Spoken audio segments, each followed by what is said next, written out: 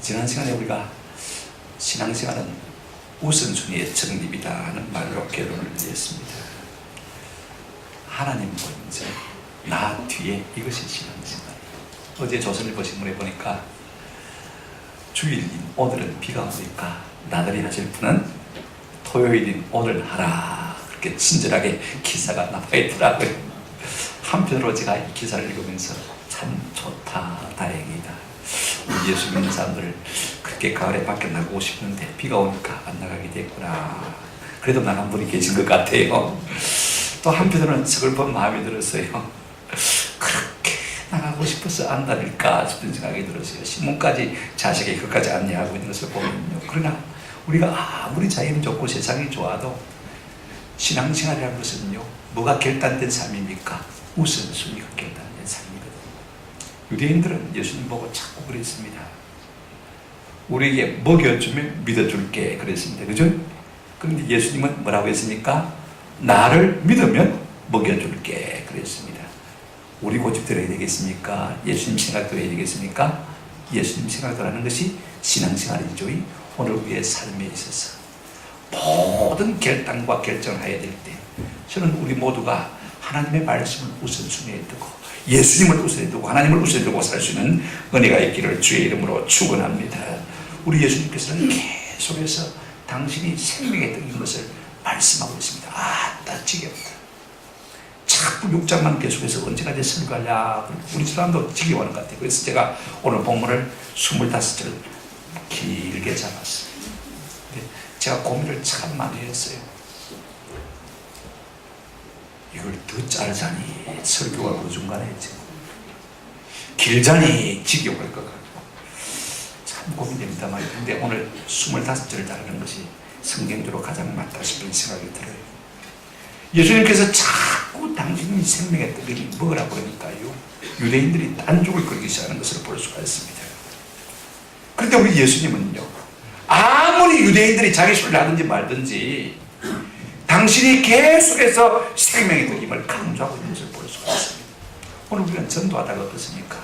사람들의 반응들이 좋지 못하고 자꾸 딴지를 걸으면요, 그냥 약고가 죽어가지고 기가 죽어가지고 그냥 그들은 속으로 그냥 흘러가 버리는 것을 볼 수가 있습니다만, 예수님은 이 진리가 너무 중요하기 때문에 결단코 중심 사상을 놓치지 않냐고 계속해서 한 논지를 가지고 말씀하고 계신 것을 우리가 볼 수가 있습니다. 오늘 제목이 뭡니까? 예수 생명의 떡. 48절 보시기 바랍니다. 우리 주님 이렇게 말씀하셨습니다. 내가 곧 생명의 떡이니라. 예수님이 곧 뭐라고요? 생명의 떡. 지난주 제목이 뭐죠? 모르죠? 그죠? 한번 따라합시다. 생명의 떡. 예수를 앞뒤로 바꿔놨습니다. 그죠? 계속해서 똑같은 말씀하고 계시는 거예요. 여러분, 우리 주님도 그렇게 길게 말씀하셨습니다. 저만 그렇게 길게 말하는 것이 아니고, 그러니까 우리가 좀 인내하시면서 들으시면 참 좋겠다. 왜? 계속해서 동일한 말씀을 반복하시는 것입니다. 잔소리가 너무 중요하니까, 이것이 복음이니까, 이것을 안 들으면 살지 못하니까 내가 생명의 떡이라 자꾸 말씀하시는 것을 볼 수가 있습니다. 그럼에도 불구하고 이 유대 사람들은요, 자꾸 반발합니다. 뭐 때문에 그렇게 우리 주님께서 그럼에도 불구하고 계속해서 생명의 떡임을 말씀하십니까? 그렇게 애타하십니까? 이걸 우리에게 주고 싶어서 그렇게 하시는 것입니다. 그걸 우리에게 먹이고 싶어서 우리 주님은 애가 타시는 것을 볼 수가 있어요. 그래서 우리를 살리려고 이렇게 길게 계속해서 거듭거듭 말씀하시는 것을 볼 수가 있습니다. 그것이 주님의 사랑이거든요. 우리 같으면요, 네 싫으면 치워버려. 그죠? 안 들으려면 치워버려. 우리 이걸 인생입니다. 부모도 그렇게 하지 않습니까? 그러나 우리 주님은 이 말씀이 너무 중요한 말씀이기 때문에 계속해서 끝까지 말씀하시는 것을 볼 수가 있습니다. 포기가 없어요. 끝없는 우리 하나님의 사랑을 우리가 여기서 느낄 수가 있는 것입니다. 첫 번째 우리가 생각해 볼 것은요, 예수님께서 당신이 하늘에서 내려온 떡이라고 말씀하시자 유대인들이 소근거리기 시작했습니다. 그러거나 말거나 예수님께서는 계속해서 그 말씀하고 계신 것을 우리가 볼 수가 있습니다. 여러분, 우리가 한번 생각해 보십시오. 사람들은 이해가 안 되거나 내 생각과 틀리거나요, 용납이 안 되는 말을 들으면 어떻게 합니까? 수군거립니다. 질문을 쏟아붓습니다. 빈정거리기도 합니다. 저도 그렇고 우리 모두가 다 그렇습니다. 예수님 당시 유대인들도 마찬가지였습니다. 41절 42절 보십시오. 자기가 하늘에서 내려온 떡이라 하심으로 유대인들이 어떻게 했다고요? 수군거려 이르되 이는 요셉의 아들 예수가 아니냐. 그 부모를 우리가 아는데 자기가 지금 어찌하여 하늘에서 내려왔다 하느냐. 우리 예수님의 논지는 무엇입니까? 나는 하늘로부터 내려온, 한번 더 합시다, 생명의 떡이다. 생명의 떡이 핵심이고, 그죠? 그 다음에 수식어가 하늘에서 내려온다는 말입니다. 근데 이 핵심에는 딴지를 걸지 아니하고, 제자들 지금 유대인들이 딴지를 건 게 무엇입니까? 하늘로부터 왔다는 이 말에 지금 복음을 걸고 있는 것을 볼 수가 있습니다. 발끈했습니다. 왜 그렇습니까? 어째 당신이 하늘로부터 왔느냐? 우리가 당신이 요셉의 아들인 것도 알고, 이 말은 무슨 말이냐면요, 네 부모도 알고, 네 형제도 알고, 네 성장 과정도 알고, 니를 다 알고 당신에 대해서 뻔히 모르는 것이 없는데 어떻게 당신이 하늘로부터 왔다고 말하느냐.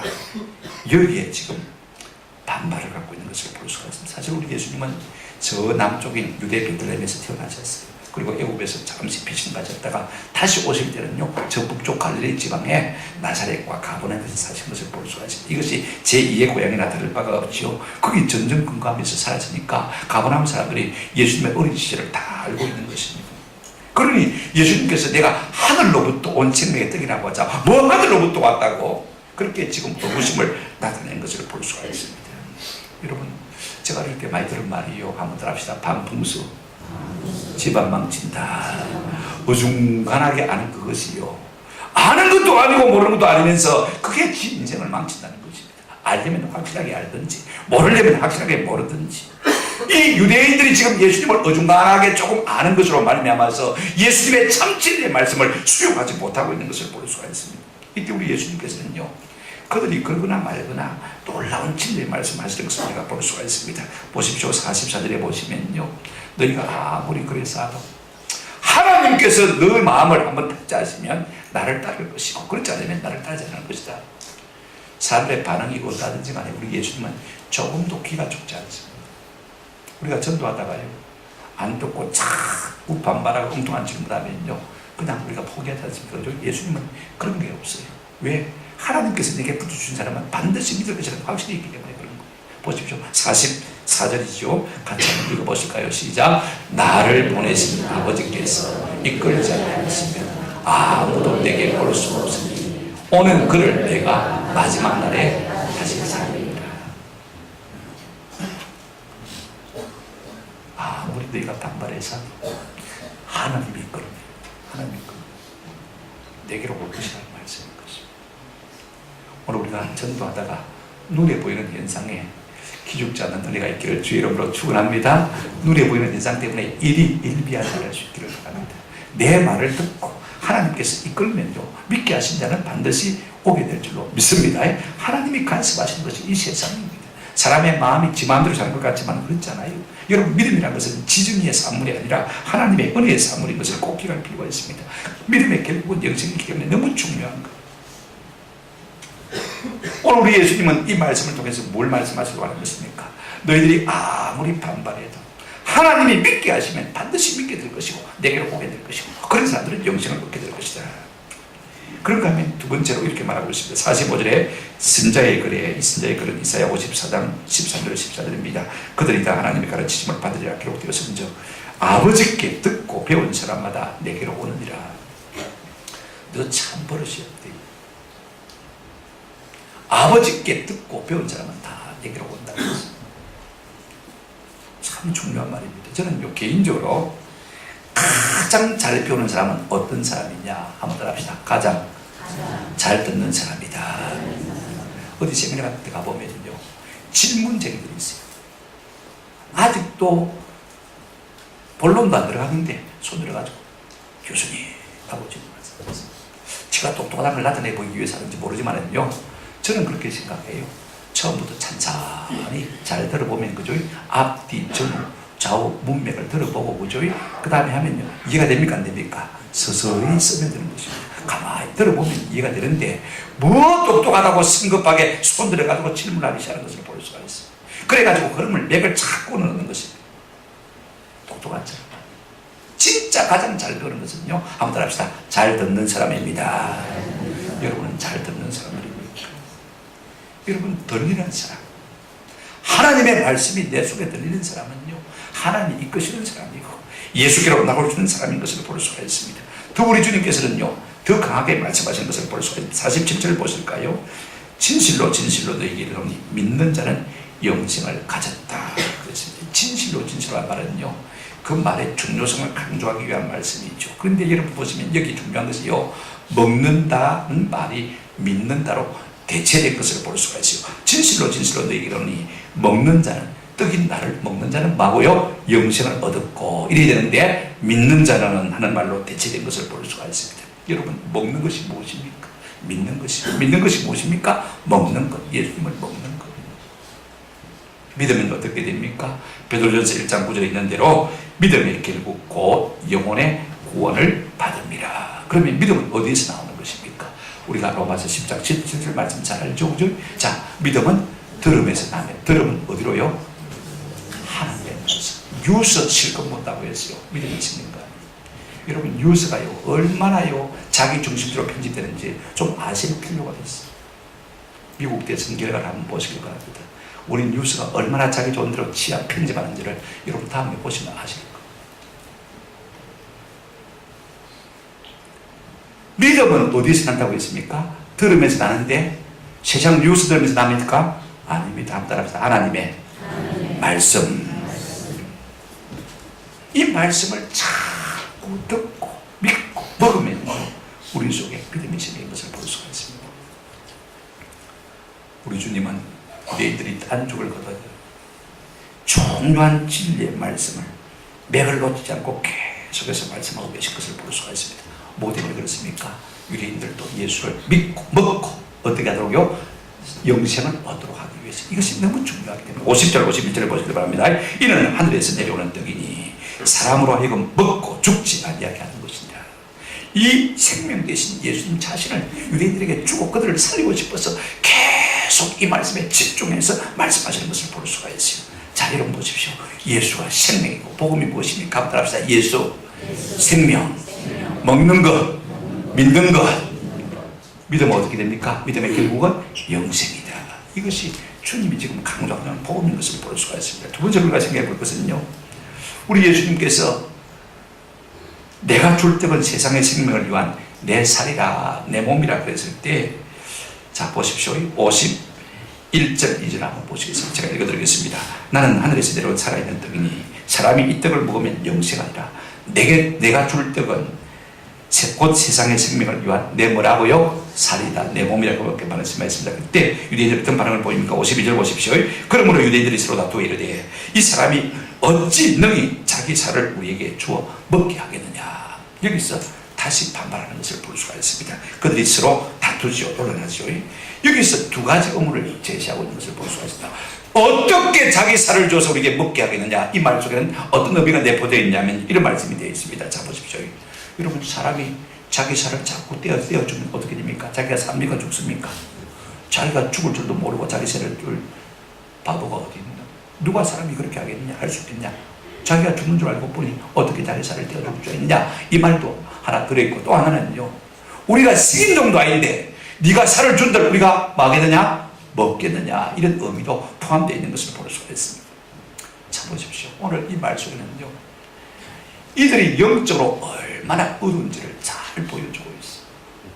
니고데모 한번 보십시오. 우리 예수님께서 니고데모 보고 뭐라 했습니까? 율법 박사지만은요, 네가 거듭나야 하겠다라고 말씀하실 때, 이 니고데모가 똑똑한 사람입니다. 그죠? 지성이 충만한 사람인데 뭐라고 대답했습니까? 사람이 늙으면 어찌 엄마 뱃속에 다시 들어갔다가 다시 나올 수 있겠냐. 영적으로 거듭나야 된다 그 말인데, 몸이 다시 어떻게 엄마 뱃속에 들어가서 다시 나올 수 있겠냐. 이것이요, 육적인 사람의 본능인 것을 볼 수가 있어요. 오늘 유대인들이 지금 예수님께서 뭘 말씀하시고 하신 것입니까? 자기 살을 주어서 먹게 하시겠다. 이 말씀은요, 자기 몸을 버려 살찌고 피 흘려 우리를 대속한 죄사함을 얻게 하도록 하기 위한 제물로 자신을 드리겠다. 이 말씀인데도 불구하고요, 그걸 알아듣지 못하고 어떻게 자기 살을 주어서 우리가 이거 먹게 하겠느냐라고 말하고 있는 것을 볼 수가 있습니다. 본문 보십시오. 53절에 예수께서 이 시대에 내가 진실로 진실로 또 강조하죠. 이르노니 인자의 살을 먹지 아니하면, 인자의 피를 마시지 아니하면 너희 속에 생명이 있다 없다? 없다. 부정문으로 표현하고 있는 것을 볼 수가 있습니다. 너무 중요합니다. 먼저는 부정문으로, 그 다음에는 긍정문으로, 그 다음에는 선언문으로 말씀하고 있는 것을 볼 수가 있습니다. 무슨 말씀입니까? 우리 주님께서 십자가에 달리셔서 몸버려 살찌고 피 흘려 우리를 대속해 주신 사실을 믿으면 영생이 있고, 믿지 않으면 뭐가 없다고요? 영생이 없다. 지금 그 말씀인 것입니다. 그런가 하면 54절에 보시면 긍정문입니다. 내 살을 먹고 내 피를 마시는 자는 영생을 가졌고 마지막 날에 내가 그를 말이라 다시 살리리라. 예수 십자가 대속의 은혜를 믿으면 영원히 사는 놀라운 은혜를 누린다. 그 말씀인 것입니다. 그리고는요, 마지막으로 도장을 탁 찍어버려요. 한번 보실까요? 55절 이렇게 말씀하고 있습니다. 시작. 내 살은 참된 양식이고 내 피는 참된 음료다. 이게 참된 양식, 참된 뭐요? 음료. 세상에 가짜가 많이 있습니다. 그러나 우리 주님만이 우리의 영원한 생명을 위한 참된 양식이고 참된 생수라, 그렇게 말씀하고 있는 것을 볼 수가 있습니다. 세상에 서울로 가는 길은 많이 있습니다. 뭐로 가도 서울은 갑니다. 그러나 하나님 나라에 이런 길은 많지가 않습니다. 진리는 하나인 것을 볼 수가 있습니다. 우리 예수님 뭐라고 말씀하셨습니까? 요한복음 14장 6절에 내가 곧 그 길이요 그 진리요 그 생명이라고 말씀하셨습니다. 나로 말미암고는 아버지께로 올 자가 없다고 말씀하셨어요. 여러분 사도행전 14장 6절에 사도행전 4장 12절 말씀해 보시면 다른 이로서는 구원을 받을 수 없나니 천하인간의 사람 중에서 구원을 받을 만한 다른 이름을 우리에게 주시니 있습니까? 없습니까? 없습니다. 예수만이 우리의 생명을 위한, 우리의 구원을 위한 참된 음료, 참된 양식이라 그렇게 말씀하고 있는 것을 볼 수가 있습니다. 우리가 이 말씀을 들으면서 뭘 생각하셨습니까? 예수 십자가를 생각하셨다면 참 잘하는 것입니다. 여러분, 십자가에 달리신 우리 주님, 우리 주님께서 이 땅에 오신 목적이 뭐예요? 마태복음 20장 28절에 인자가 온 것은 승림을 받으려 함이 아니라 도리어 승리를 하고 자기 목숨을 어떻게 하려고요? 많은 사람의 뭐로요? 대속 제물로 주려 함이라, 그렇게 말씀하고 있는 것을 볼 수가 있습니다. 주님이 이 땅에 오신 목적은 자기 목숨을 버렸어, 자기 살을 버렸어, 자기 피를 버렸어. 우리와 여러분 그것을 먹게 하심으로 말미암아 영원히 사는 생명을 얻게 하도록 하시기 위해서 이 땅에 오셨다. 이것이 주님이 이 땅에 오신 목적이요. 주님은 지금 이걸 주시기 원하고 계신 것을 볼 수가 있습니다. 그런데 유대인들은 자꾸 엉뚱한 이야기를 합니다. 딴종을 그런 것을 볼 수가 있습니다. 여러분, 복음의 핵심이 뭡니까? 예수. 복음의 핵심이 예수. 그 중에서 무엇입니까? 한번 합시다. 십자가. 이것이 가장 중요한 복음의 핵심입니다. 우리는 죄로 말미암아 하나님 앞에서 영죽을 수밖에 없는 죄인들입니다. 그러나 하나님께서 한 가지 살 길을 나가셨어요. 당신의 아들을 보내셔서 당신을 먹으면 영원히 살 것이라. 당신을 먹는 것이 무엇입니까? 예수 십자가에 달리신, 살찌고 피 흘려 우리를 대속하신 그 사랑, 그 십자가의 은혜를 믿는 것이 곧 먹는 것입니다. 그리하면 영원히 살리라. 그러므로 사도 바울은 고린도전서 1장 18절에서 이렇게 말하고 있습니다. 십자가의 도가 멸망하는 자들에게는 미련한 것이요 구원을 얻는 우리에게는 뭐라고요? 하나님의 능력, 하나님의 은혜, 하나님의 사랑이라, 이렇게 말씀하고 있는 것을 볼 수가 있습니다. 할렐루야. 오직 예수 십자가만이 복음의 핵심인 것을 우리가 볼 수가 있습니다. 이 말씀을 우리 주님께서 계속 힘주어서 강조해서 말씀하고 있습니다. 세 번째 유대인들의 반발을 우리가 한번 보십시다. 자, 보십시오. 예수님께서 내 살을 주어 너희로 먹게 하시겠다고 했을 때 유대인들이 또 반발하기 시작했습니다. 자, 60절 한번 보시기 바랍니다. 60절 같이 읽겠습니다. 시작. 제자 중 여럿이 듣고 말하되 이 말씀은 어렵도다. 누가 들을 수 있느냐? 어찌 누가 들을 수 있겠느냐? 어렵다. 어렵다. 이해가 안 된다. 그 말씀인 것입니다. 뚱한 표정을 지었습니다. 우리 주님 그 마음에 어려움이 있는 것을 아십니다. 왜냐하면 육적인 사람은 육적으로밖에 깨닫지 못하니까, 그죠? 계속해서 그들을 이해시키기 위해서 지금 설명하고 계신 것을 볼 수가 있습니다. 너희가 내가 하늘로 올라가는 것을 보면 믿겠느냐? 62절 이렇게 말씀하고 있습니다. 그러면 너희는 인자가 이전에 있던 곳으로 올라가는 것을 본다면 어떻게 하겠느냐라고 물었습니다. 여러분, 저들이 지금 딴지를 그 첫 번째 딴지가 뭐예요? 네가 어떻게 하늘에서부터 왔다고 말하냐? 이것 때문에 유대인들에게 걸림이 된 건 아닙니까? 그죠? 이제 예수님께서 그 문제에 대한 답을 하고 있는 것을 볼 수가 있습니다. 자, 보십시오. 내가 하늘에서 왔다는 가장 강력한 증거가 뭐예요? 어떻게 말 말로 설명할 수 있겠어요? 우리야 동정녀 마리아를 통해서 예수님께서 하나님이시다는 예수님께서 사람의 몸을 입고 이 땅에 오셨다는 것을 알고 있습니다. 그분의 근본이 하나님인 것을 알고 있습니다만 유대인들은요 그거 모르잖아요. 모르니까 어떻게 하늘로부터 온 것을 증명할 수 있겠습니까? 그럼 어떻게 하면 되겠죠? 가장 쉬운 방법이 있습니다. 한번 따라합시다. 하늘에서부터 왔으면 하늘로 가면 확실합니다. 자 보십시오. 사람이 땅에서부터 와서 사람이 살다가 죽으면 어디로 갑니까? 땅으로 가잖아요. 땅에서 왔으니까 땅으로 가는 거예요. 그러면 하늘로부터 왔다는 것을 증거할 수 있는 가장 유일한 방법이 뭐예요? 내가 하늘로 가면 되는 거예요. 아멘? 그러면 너희가 믿겠느냐라고 묻고 있는 것을 볼 수가 있습니다. 여러분 보십시오. 하늘로부터 오심을 가장 잘 증명할 수 있는 방법은 당신이 하늘로 올라가는 것임을 볼 수가 있습니다. 우리 예수님 십자가 지시고 사흘 만에 부활하신 다음에 승천하시지 않습니까? 그죠? 사도행전 우리가 1장을 보시면요 9절부터 11절에 이런 내용이 나오는 것을 볼 수가 있습니다. 이 말씀을 마치시고 그들이 보는데 올려져 가시니 구름이 그를 가리어 보이지 않게 하더라. 올라가실 때 제자들이 자세히 어디를 쳐다보고 있습니까? 하늘을 쳐다보고 있는데 흰옷 입은 두 사람이 그들 곁에 서서 그 다음에 뭐라 합니까? 이르되 갈릴리 사람들아 어찌하여 서서 하늘을 쳐다보느냐? 너희 가운데 하늘로 올려지신 이 예수는 하늘로 가심을 본 그대로 오시리라 하였느니라 그랬습니다. 자, 하늘로 가셨습니까? 안 가셨습니까? 가셨죠. 그러면 하늘로부터 오신 분이니까 아닙니까? 맞죠? 자, 유대인의 말을 지금 우리 주님께서 논증을 확실하게 하는 것을 볼 수가 있습니다. 그런데 여러분, 이 모습을 본 유대인들이 예수를 믿었을까요? 안 믿었을까요? 믿은 분도 있겠죠. 그러나 봤다고 해서 다 믿는 것은 결코 아닙니다. 결국은 하나님께서 그들을 이끌지 않냐면 믿을 자가 없다는 사실을 우리가 여기서 또 한번 보게 되는 것입니다.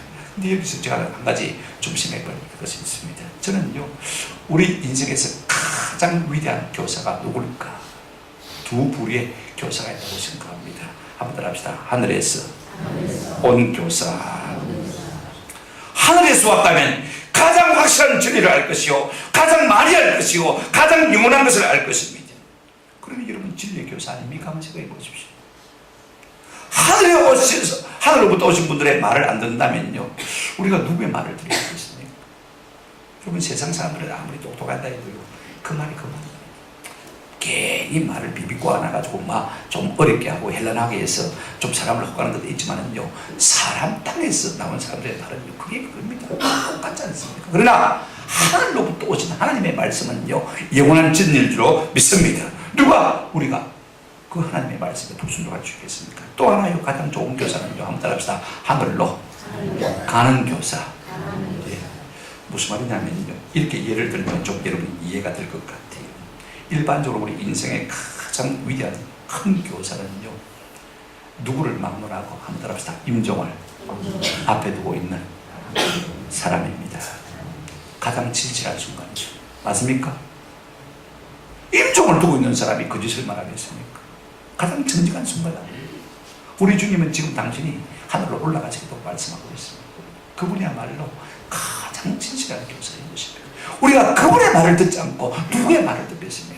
저는 하늘에서부터 오시고 하늘로 올라가신 예수 그리스도 그분의 진리의 말씀을 받아 참으로 따르는 참된 교사의 참된 제자가 되는 은혜가 있기를 주의 이름으로 축원합니다. 이것이 참 성도 아닙니까? 그런데 오늘 우리는 이 주님의 말씀, 하늘에서부터 오셨지요, 하늘로 올라가셨죠, 이 교사의 말을 우리가 얼마나 중요하게 생각하고 얼마나 큰 비중을 두고 있습니까? 또 우리 주님은 어렸다고 말씀하시는 이 무리들에게 뭐라고 말씀하십니까? 63절을 보시길 바랍니다. 같이 읽겠습니다. 시작. 살리는 것은 영이니 육은 무익하니라. 내가 너희에게 이런 말은 영이요 생명이라. 초등학생에게 아인슈타인의 3대성 원리를 설명하면 알아듣겠습니까? 저는 컴퓨터에 무리하는데 종종 좀 설명 좀 해봐라 그러면요, 지는 잘 아니까 지 말로 표현하면요 알아들을 수가 없어요. 좀 쉽게 이야기해봐라, 쉽게 설명해봐라, 안 되잖아요. 그죠?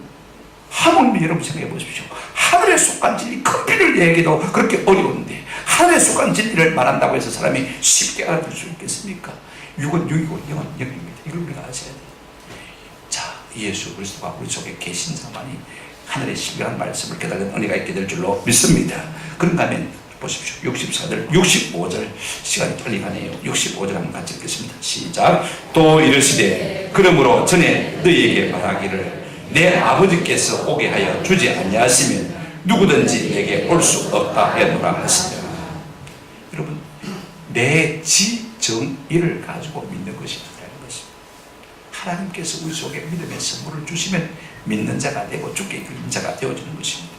아무리 띄고 반발해도요, 하나님이 그 마음을 사로잡으시면요 믿게 될 줄로 믿습니다. 내가 아무리 믿는 죄도요 위선이라면 그것은 아닙니다. 그러므로 믿음은 전적으로 하나님의 선물인 줄로 믿습니다. 믿게 하셔야 믿어진다는 것입니다.